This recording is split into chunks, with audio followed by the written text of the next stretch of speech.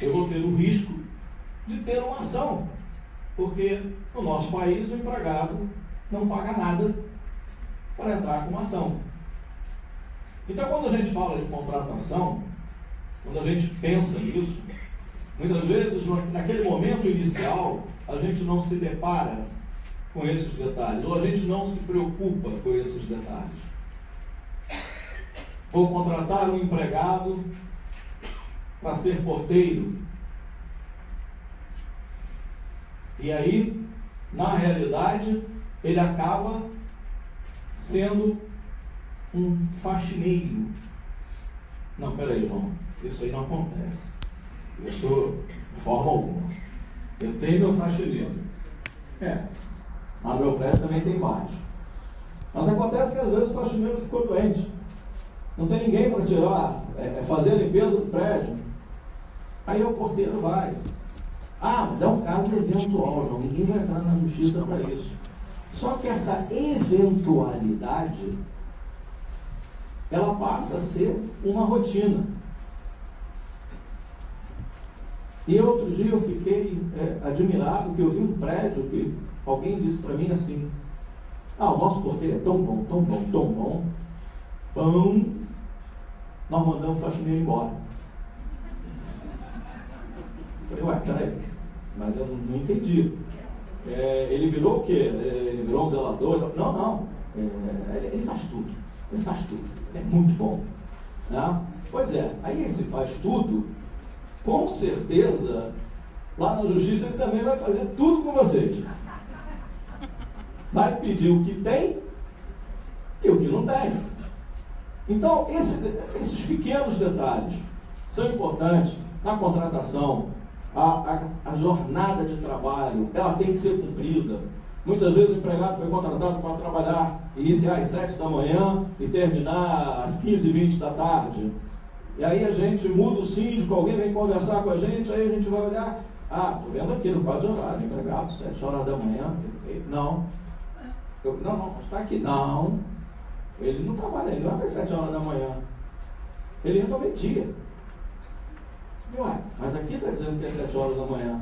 Então todas essas circunstâncias que acontecem vão trazendo para nós uma responsabilidade, para nós síndicos e administradores, e os senhores sabem disso, e os senhores são responsáveis, aquela velha máxima, civil, criminalmente, por todos os atos cometidos dentro do seu mandato.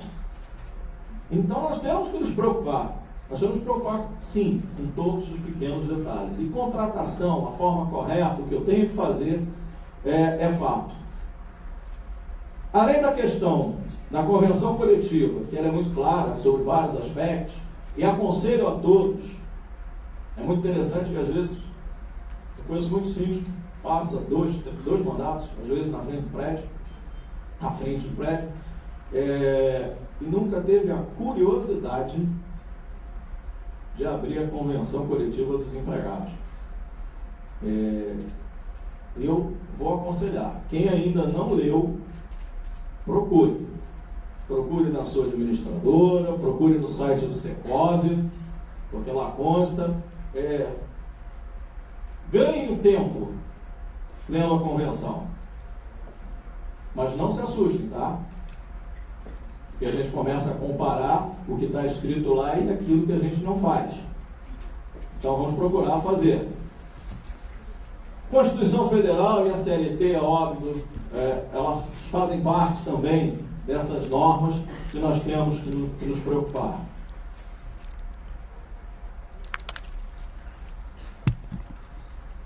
As empresas de locação de mão de obra, através da lei 6.019. E aí a gente começa a caminhar para uma outra questão. A gente tem sempre em mente que nós temos que resolver o problema da nossa folha. E quantas vezes eu já tive reuniões onde a tônica foi: vamos terceirizar esse serviço. Eu não vou ter problema, não vou ter preocupação, a terceirização é a solução. Aqui nesse momento eu não vou entrar nessa questão. Talvez mais à frente algumas perguntas, a gente possa tentar solucionar. Eu mesmo me dei o direito de me perguntar, aqui ao final da palestra, fazer 2 perguntas. Não sei se vou conseguir dar a resposta, mas que a pergunta eu fiz. O que a gente tem que, na realidade, se preocupar é entender bem a terceirização, como ela funciona. Primeiro, nós temos um tipo de terceirização, que é essa, através da Lei 6.019, aonde eu estou terceirizando o empregado. Eu não estou terceirizando o serviço. A Lei 6.019 é específica para isso. Então, ela diz ali, trabalho temporário é aquele prestado por pessoa física contratada por uma empresa de trabalho temporário e que coloca à disposição de uma empresa tomadora de serviço, aí o condomínio no caso, para atender a necessidade de substituição transitória de pessoal permanente ou a demanda complementar de serviço. Pode ser que os senhores não visualizem nesse momento aonde aplicar isso aqui, mas eu vou dizer claramente, os senhores vão lembrar. Quando o empregado sai de férias, a primeira pergunta que todo síndico faz é: quem vai cobrir as férias? E aí começa lá, claro, o Severino virou para mim e disse: doutor, deixa comigo, eu cubro essas férias. Cobre e cobra. E cobra bem. Porque essas horas extras, né? E aí a gente começa a fazer aquele passivo trabalhista maravilhoso, que são essas horas extras. Ele começa a gerar uma série de problemas que lá na frente, quando a gente pensar em reduzir folha de pagamento, a primeira coisa que se olha é que normalmente as folhas altas têm uma quantidade de horas extras enormes. E aí a própria Convenção Coletiva do Trabalho, ela tem uns aspectos que ela determina aonde é possível e aonde não, e quando é possível essa supressão, essa indenização de horas extras. Mas, nessa substituição de férias, por exemplo, está aqui uma possibilidade de eu resolver o meu problema. É uma possibilidade. Não sei se é melhor. A gente vai ver daqui a pouco o porquê. Mas é uma possibilidade. Muitas vezes a gente toma um caminho errado, que é a contratação de um profissional autônomo. Mas eu entro já nessa história. Então, a Lei 6.019, ela permite que eu contrate um profissional para essa demanda. Principais direitos do trabalhador temporário. Sim, porque, coitado, ele é um trabalhador, né? Ele tem direito. Remuneração equivalente a percebida pelos empregados de mesma categoria da empresa tomadora do serviço, calculados à base horária, e isso é garantido, em qualquer hipótese, a percepção do salário mínimo regional. Então, o primeiro tópico, esse trabalhador temporário, a base salarial dele tem que ser igual à do meu empregado regime CLT. Jornada de 8 horas garantida. Repouso semanal remunerado. Até aí tudo igual. Adicional por trabalho noturno, se vier trabalhar à noite. Ou seja, os direitos desse empregado temporário são os mesmos direitos que o meu empregado tem. Mais à frente a gente fala mais um pouquinho sobre isso.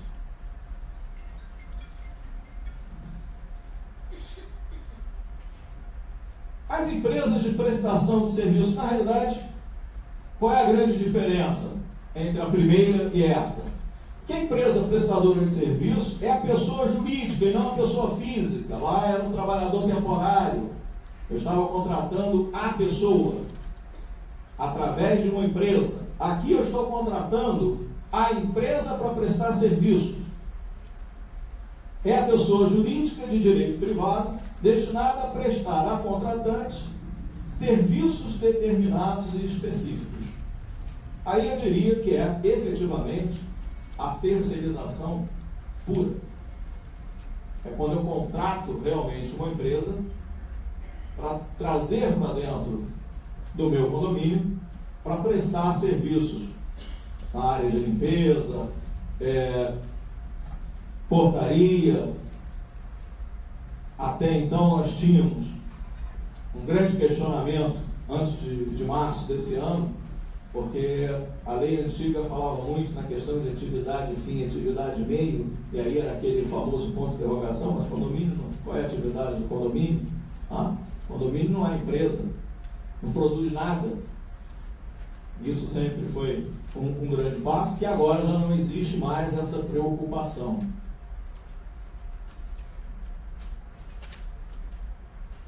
E aqui vamos falar,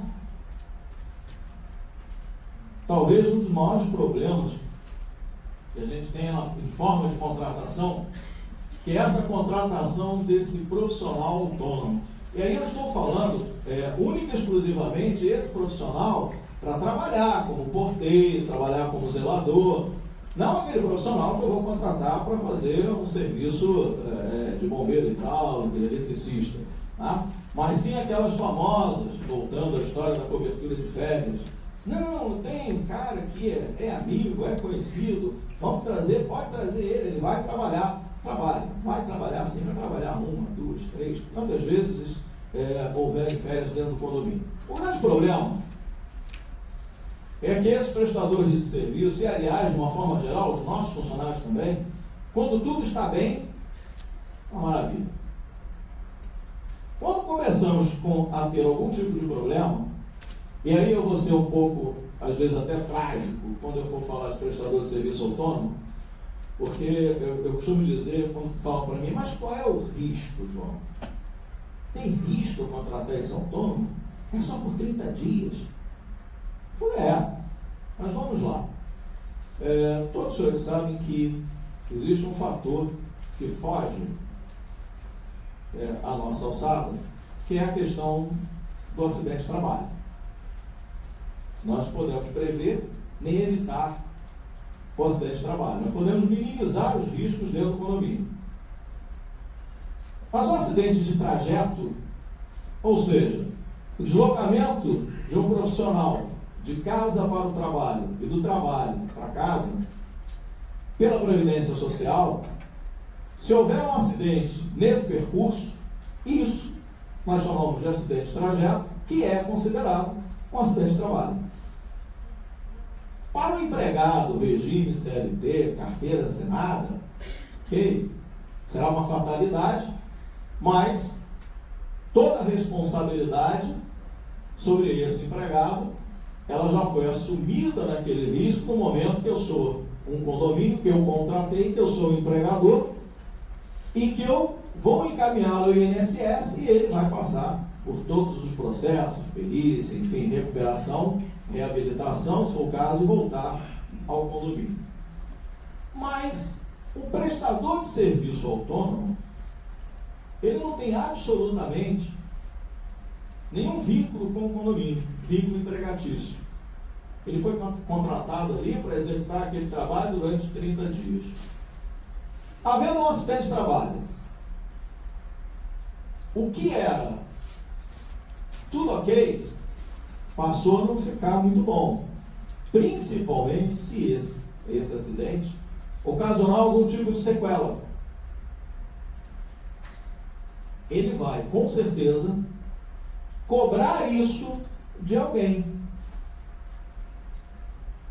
Será de quem? Claro que ele vai para cima do condomínio. E é óbvio que o condomínio é responsável, sim, por esse tipo de ação. Porque nós temos o grande problema de ter aquele jeitinho brasileiro. Isto é mais barato. Então, se isso é mais barato, vamos fazer.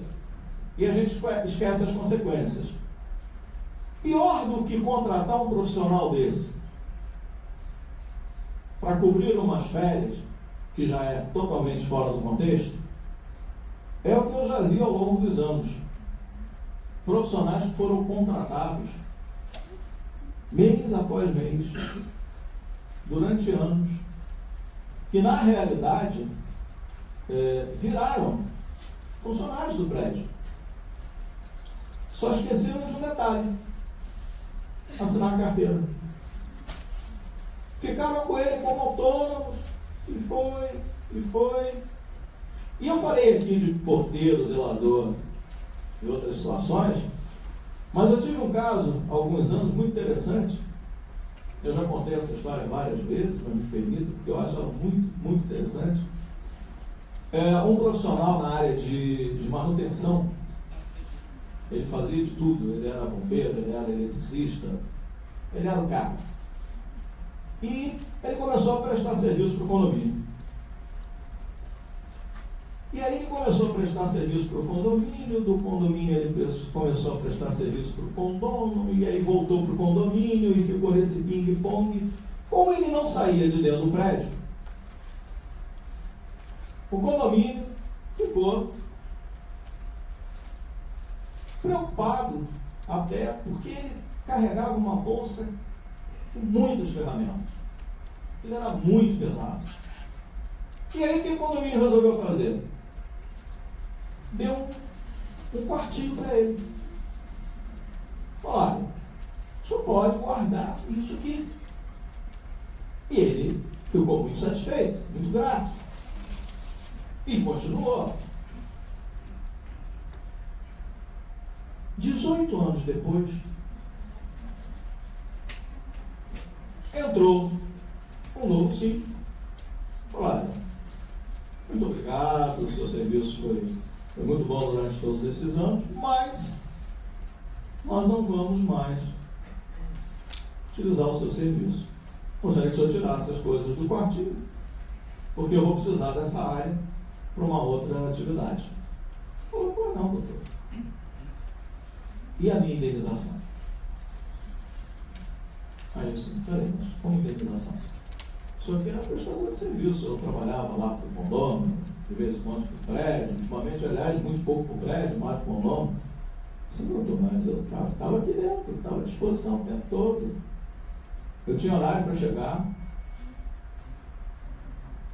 Todo dia. Chegava, sim, não, só chegava todo dia, não importa, doutor, eu estava aqui todo dia nesse horário. O senhor, quando mandava fazer alguma coisa, o senhor me dava uma ordem, não dava? Eu tinha subordinação. E aí a coisa começou a ficar um pouco complicada. E o síndico disse, olha, o senhor vai, então, procurar seus direitos. E ele foi. Ele foi, quase que o condomínio foi abaixo também. Porque ele ganhou. É óbvio que na justiça a gente sabe da questão da prescrição dos direitos trabalhistas, mas ele ganhou aquilo que ele queria, que era o vínculo empregatício.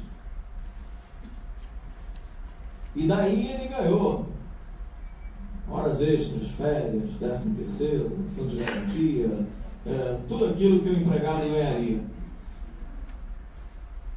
Eu pergunto, 18 anos dentro do condomínio, quantos síndicos passaram? Ninguém se atentou para isso. Então nós temos que ter uma preocupação de que não é possível nós visualizarmos o problema e deixarmos esse problema para o próximo síndico tomar algum tipo de medida. Não esqueçam, quem paga a conta somos nós, todos nós, síndicos ou não.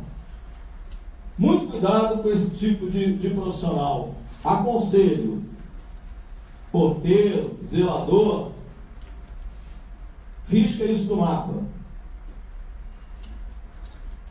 Porque a continuidade, a subordinação, a onerosidade, a pessoalidade formam um vínculo empregatício. A partir de 31 de março de 2017, nós tivemos a instituição da nova lei de terceirização. Essa nova lei de terceirização veio mudar algumas coisas. Primeiro, ela alterou os dispositivos da lei 6.019, sobre o trabalho temporário. E também sobre a questão das empresas de terceirização. Então essa lei veio dar uma modificação nesse quadro até então vigente. E a partir daí, o que nós temos? Com relação à Lei 6.019, ou seja, aquele profissional que a gente contrata lá na frente, que eu disse, para cobrir umas férias, enfim. Poderá versar sobre o desenvolvimento, sim, isso aqui é importante, porque eu já falei aqui, mas agora chegou o momento, a questão da atividade meio e fim. Agora não há nem que se preocupar. Tá? O hospital pode terceirizar seus médicos. Qualquer atividade pode terceirizar seus profissionais, seja atividade meio, seja atividade fim. Então agora essa preocupação deixou de existir.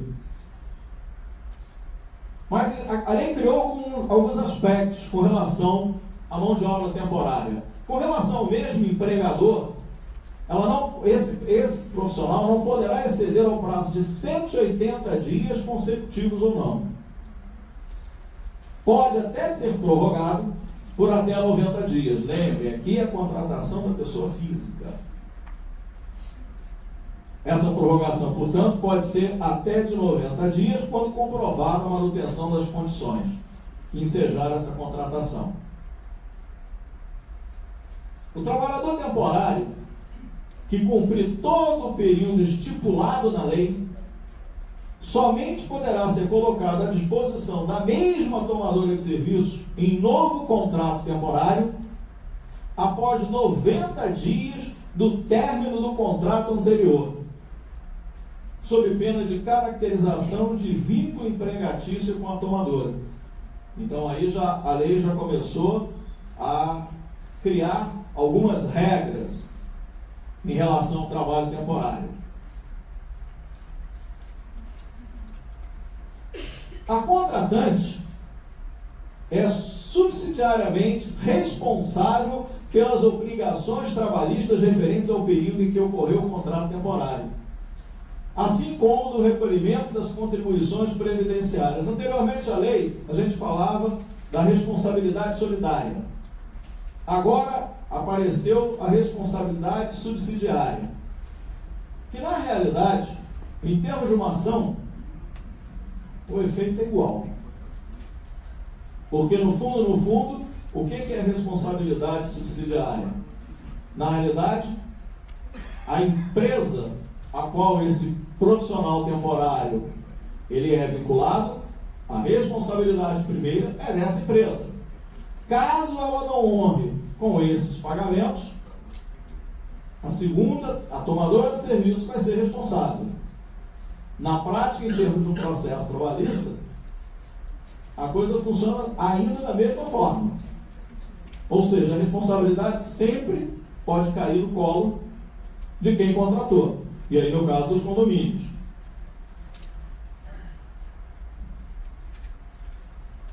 E as empresas de prestação de serviço? Quais foram as alterações? A empresa prestadora de serviço, na realidade, ela contrata, remunera e dirige o trabalho realizado pelos seus trabalhadores, ou subcontrata outras empresas para a realização desse serviço. É vedada a contratante a utilização dos trabalhadores em atividades distintas daquelas que foram objeto do contrato com a empresa prestadora de serviço. Aqui o aspecto principal, quando a gente coloca que é a empresa que contrata, remunera e dirige, porque na realidade eu não estou contratando a pessoa física ou profissional, eu estou contratando uma empresa para execução de um trabalho. Então, eu não vou me dirigir ao empregado daquela empresa contratada. Eu vou me dirigir à empresa. É uma diferença importante.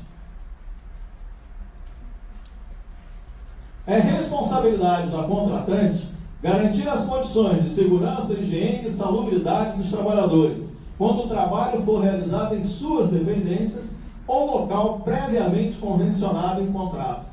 Isso tudo fazendo parte da lei, da nova lei de terceirização. A contratante é subsidiariamente responsável pelas obrigações trabalhistas referente ao período em que ocorrer a prestação de serviços, assim como o recolhimento das contribuições previdenciárias. Estou sendo redundante para lembrar o seguinte: quando a gente contrata uma empresa de terceirização, nós temos que nos preocupar mensalmente, esse é o caminho correto, mensalmente, com que esta empresa esteja efetuando todas as contribuições previdenciárias, recolhimentos de garantia, pagando os salários dentro do prazo. Nós já vimos vários casos em que, quando estoura, a empresa some, fecha, o funcionário está com 2 meses de salário atrasado, não tem recolhimento nenhum de fundo de garantia. Isso tudo cai no nosso colo.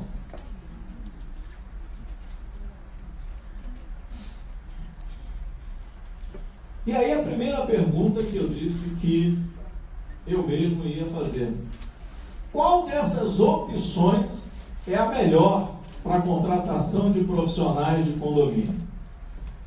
A resposta, na realidade, eu vou deixar para os senhores. Por quê? Eu não posso, voltando a dizer, cada condomínio tem uma particularidade. Cada condomínio tem as suas próprias necessidades.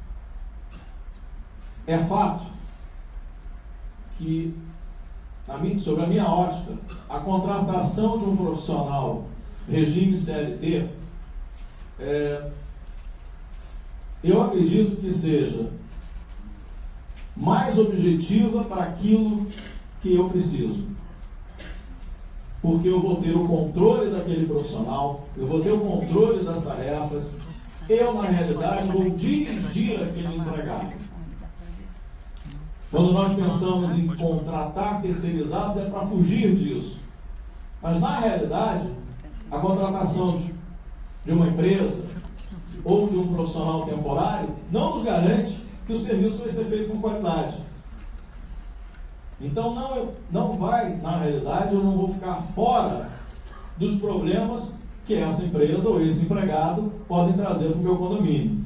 A pior coisa é a gente chegar no trabalho, no condomínio, e ter aquela ouvir, porque muitas vezes ninguém fala direto com a gente. A gente passa no elevador e parece que os corredores têm eco. O pessoal passa por você e fala para baixo. Esse prédio está sujo. Ninguém cuida de nada. Ô síndicozinho. Eu não falo para você. Você passa e também finge que não ouve. Estou chegando no trabalho, não quero me aborrecer, não quero escutar isso. Então, qual a melhor opção?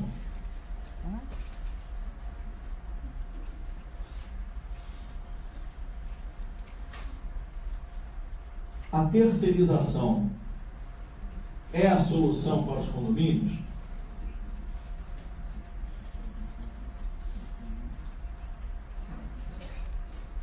Ninguém respondeu. Mas eu diria o seguinte, e aproveitando o que eu ouvi aqui, um sussurro: nem sempre essa praticidade ela é o ideal. E para finalizar, pensar sempre o seguinte: que terceirizar não é sinônimo de economizar. Por todos os fatores.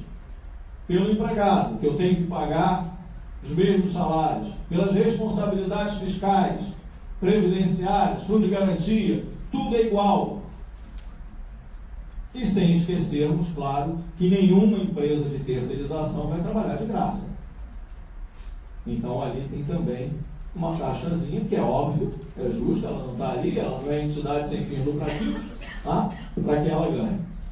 Então, essa reflexão fica para os senhores para definir efetivamente o que fazer daqui para frente. Muito obrigado.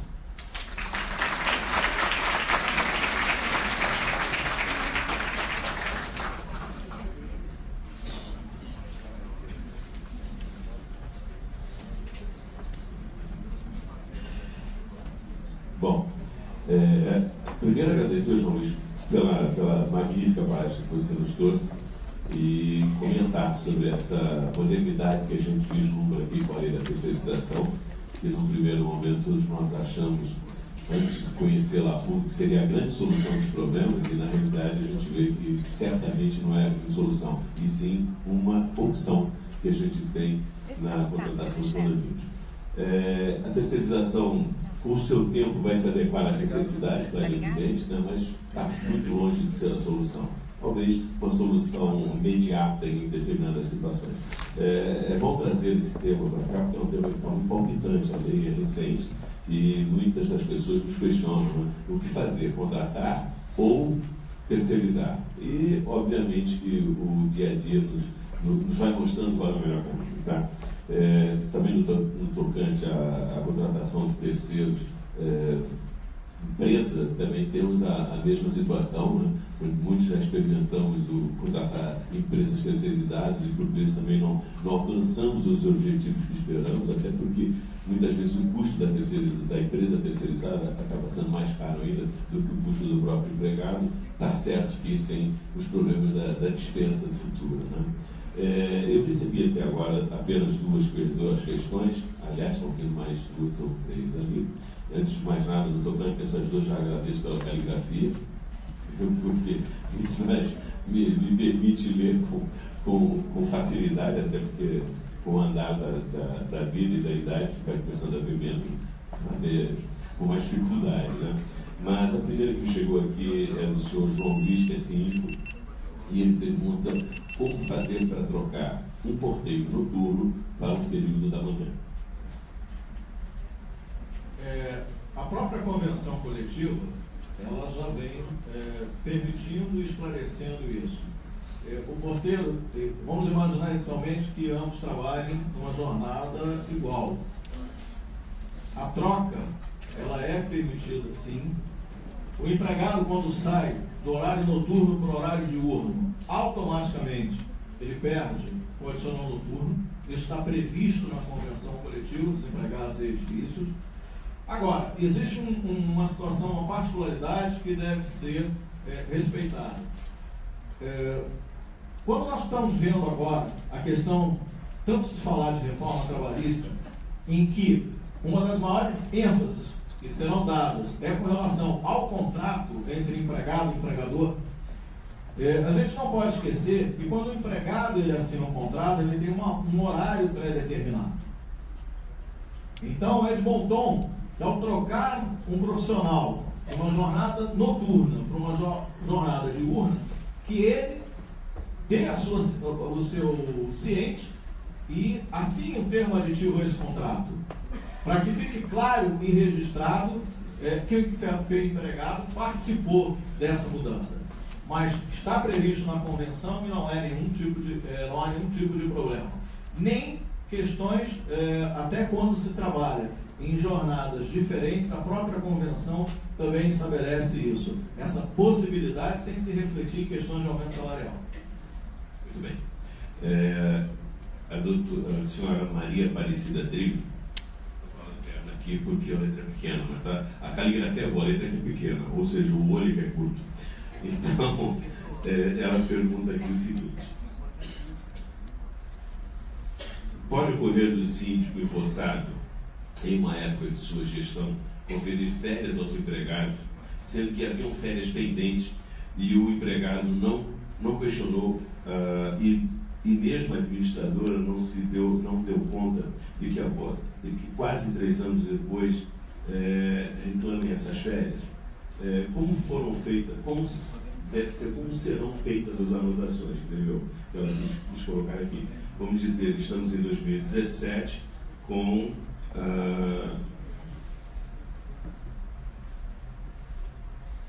bom, ela quis dizer o seguinte: estamos entrando em 2017 com férias pendentes de 2014 e 2015 e tiveram férias em 2016 também. Pode as anotações em carteira, como ficam? A gente tem que entender, óbvio, as férias têm um prazo legal, que são 12 meses após o término do período aquisitivo. Tá? O empregado tem mais 12 meses para tirar, e caso ele não tire dentro desse prazo, essas férias passam a ser dobradas. etapas. Deixar essas férias para depois, eu não vejo isso com bons olhos. Eu estou burlando, primeiro, o direito do empregado, sob pena de ser responsabilizado lá na frente. O pagamento delas terá que ser feito. É claro que a gente sabe, volto a falar, numa demanda judicial existe um prazo prescricional de 5 anos. Mas eu acredito que ninguém vai esperar isso, deixar de pagar alguma coisa, contando que lá na frente eu vou ficar fora dessa responsabilidade porque já está dentro do prazo prescricional. O que eu entendo é que no momento de dar as férias, que eu comece a regularizar destas últimas férias que não foram dadas em diante, e não simplesmente pular etapas. O senhor Sérgio. O empregado, atualmente, em 2017, constou que o síndico veio a dizer, o síndico empossado, que é um síndico profissional, disse que as férias de 2014 não foram tiradas, sendo que o síndico, que fez 2015, 2016, ele deu as férias de 2015 e de 2016. Então, o empregado não falou nada, a administradora também nada percebeu e anotou que tirou as férias em 2015, tirou as férias em 2016. Como que só agora vem à tona as férias de 2014? Tá, entendi. Aí são duas questões a serem analisadas. Primeiro, a gente está falando de pagamento. Essas férias podem até ter sido quitadas, pagas. Outra coisa é ele ter efetivamente gozado as férias. Com relação a essa de 2014, vamos imaginar que ele não tenha efetivamente gozado, recebido as férias. É possível? É. E eu vou simplesmente, é fácil esse entendimento. A administradora, na realidade, ela não está presente no dia a dia do prédio.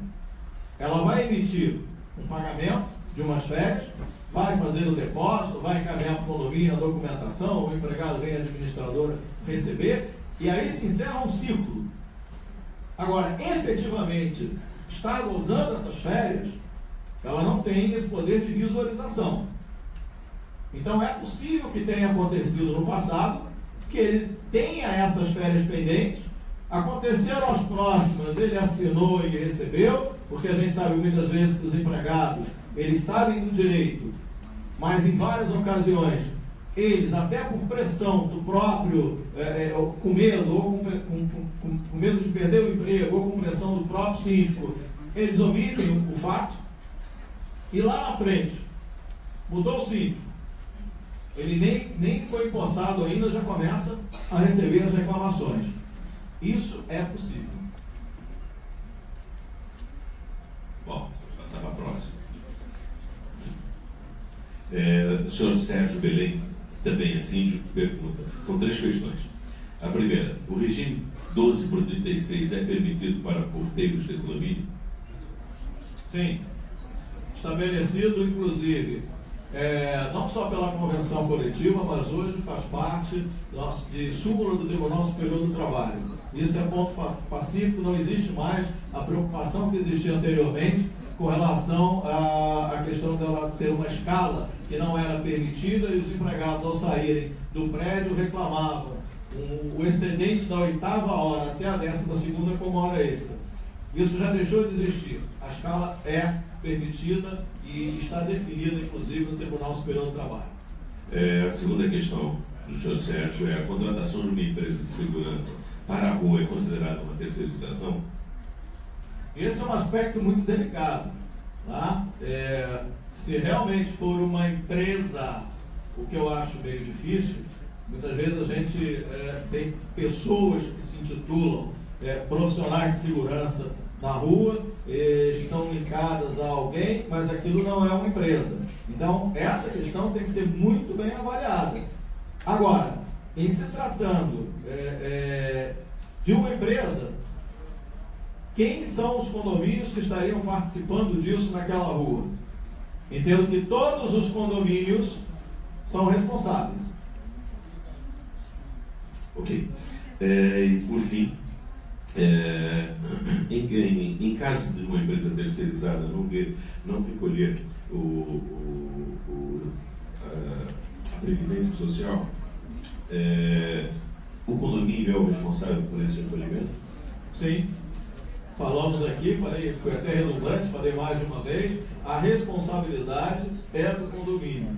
No final da conta, quem paga lá no final é o condomínio. Claro que, e aí eu disse durante a palestra o seguinte, é importante, quando eu tenho uma terceirização, eu mensalmente solicitar desta empresa as guias de recolhimento e verificar se realmente, com a ajuda da administradora, verificar se aquilo condiz. Porque eu já peguei situações de serem apresentados recolhimentos onde o nome dos profissionais que trabalhavam no condomínio não constavam daquelas guias. Quer dizer, ele apresentava alguma coisa, ele recolhia alguma coisa, mas não recolhia em nome de todos os profissionais ali, daquele que trabalhavam para aquele tomador de serviço. Então a responsabilidade, ela não deve ser deixada lá para o final, porque ela vai recair no condomínio. Mas eu digo que mensalmente isso deve ser exigido das empresas de terceirização. Muito bem. O senhor Alexandre Santana, que também é síndico, pergunta se no regime de 12/36, em feriados, as 2 horas de descanso devem também ser pagas ao funcionário, por exemplo, um porteiro noturno. Em feriados, a convenção já determina que o trabalho em dia feriado, ele recebe o adicional de 100%. O intervalo entre a jornada, em momento algum, ele está explícito nessa questão.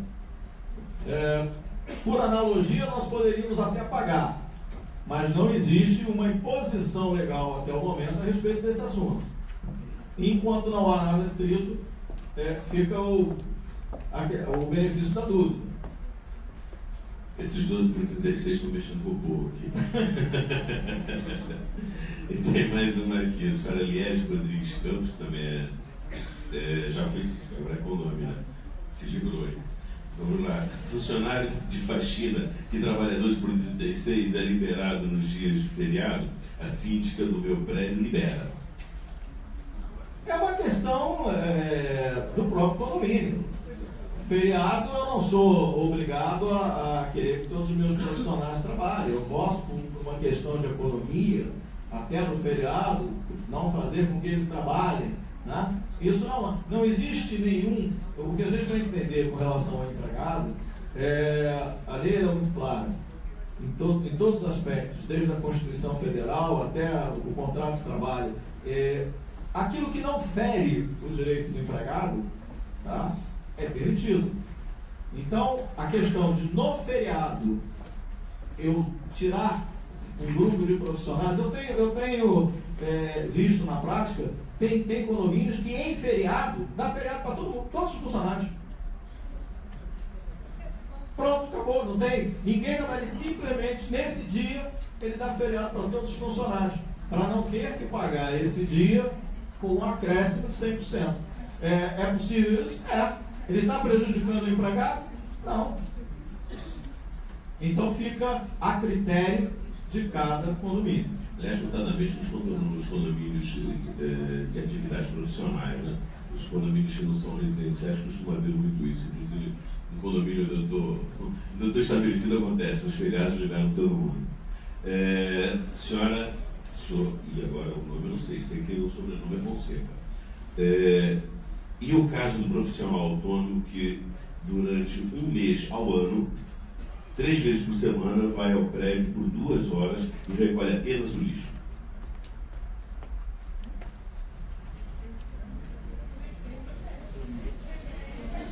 Eu vou pedir para repetir. Com todo prazer, vamos lá. É o caso do profissional autônomo que durante um mês ao ano, só uma vez por ano, pelo que eu estou entendendo, 3 vezes por semana vai ao prédio por 2 horas e recolhe apenas o lixo. Deve ser um prédio que tem apenas um empregado. Quando ele está de férias, vai um autônomo por 2 horas, 3 vezes por semana recolher o lixo. Eu acho que o objetivo da pergunta na realidade, se preocupar com os riscos que o condomínio tem com esse profissional. Se efetivamente ele ou pode pedir no futuro vínculo empregatício ou não, indo apenas 3 vezes na semana. E aí, fazendo uma analogia, porque a empregada doméstica do passado questionava muito isso, né? E a Justiça determinou que 3 dias prestando serviço na residência, não há do que se falar de vínculo empregatício. Então, acho que estão tentando fazer uma ponte nisso. A questão é, independente do vínculo, se ele pode ou não, eu volto para o problema do risco. É possível, mesmo nessa circunstância, acontecer um imprevisto dentro ou fora do condomínio e esta pessoa ir fazer qualquer tipo de ação trabalhista contra o condomínio? Isto é possível. Se ele vai ganhar, é outra situação. Mas a demanda, aí nesse momento, já temos o problema de termos que contratar um advogado, custos com isso, ida à Justiça do Trabalho, para as audiências, enfim. O que deve ser pensado é se essa relação custo-benefício vale a pena. Esse é que é o ponto da questão. Bom, diante do horário, a gente só vai fazer mais essa pergunta, mas seguindo a tradição da ABAD, nos encontros de síndicos, aliás, nos eventos da ABAD sempre, as perguntas serão repassadas ao nosso palestrante, que oportunamente as responderá por e-mail, aquele tipo de e-mail clarividente. E eu até alterei a ordem das perguntas para sair um pouquinho daquele foco, né? Vamos entrar num foco um pouquinho diferente nessa, que é da dona Dulcineia Fraga Pereira, se não estou equivocado, que é síndica também. E essa daqui é interessante porque é um caso rotineiro nas administradoras. Bem rotineiro mesmo tempo. O faxineiro fica na portaria 3 vezes por semana, no período das 18 às 22, e é pago no regime de horas extras do contra-cheque, mensalmente. Está correto? Bom, primeiro vamos separar essa pergunta em focos. Faxineiro ficar na portaria. A Convenção Coletiva dos Empregados de Edifícios, ela é clara com relação à possibilidade de substituição do porteiro nas folgas e nos intervalos intra-jornada por outro profissional. Isso está determinado. Então é possível, desde que seja na folga desse porteiro ou no intervalo intra-jornada. Trabalhar entre 18 e 22, foi esse o horário? Foi esse o horário, 18 e 22, às 22, e sendo isso tudo pago com hora extra, de cara, eu vou imaginar que isso seja diariamente. 3 vezes por semana. Independente se fosse uma vez por semana, nós estamos falando de uma prorrogação da jornada de trabalho, que são as famosas horas extras. Só que a legislação diz o seguinte, que a prorrogação da jornada de trabalho não pode ser além de 2 horas.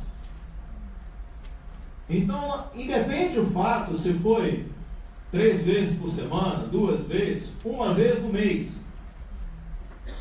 Porque a fiscalização, ela quando vier ao condomínio, ou quando ela tiver o benefício do E-Social, que ele tarda, mas vai chegar, ele vai visualizar muita clareza isso. E se esse condomínio tiver, inclusive, isso registrado em ponto, seja livro, ou seja, qualquer tipo de registro de ponto, passou de 2 horas, já está passível de autuação. Não há defesa, porque a lei é clara. Nenhum profissional pode trabalhar, na Constituição Federal já diz isso, mais do que 8 horas de jornada normal e 10 durante o dia, exceto a escala 12 por 36, que ela agora é permitida. Então não há que se confundir essa prorrogação. Porque foi um dia. Não, porque só foram 2 dias. Não pode ser além de 2 horas.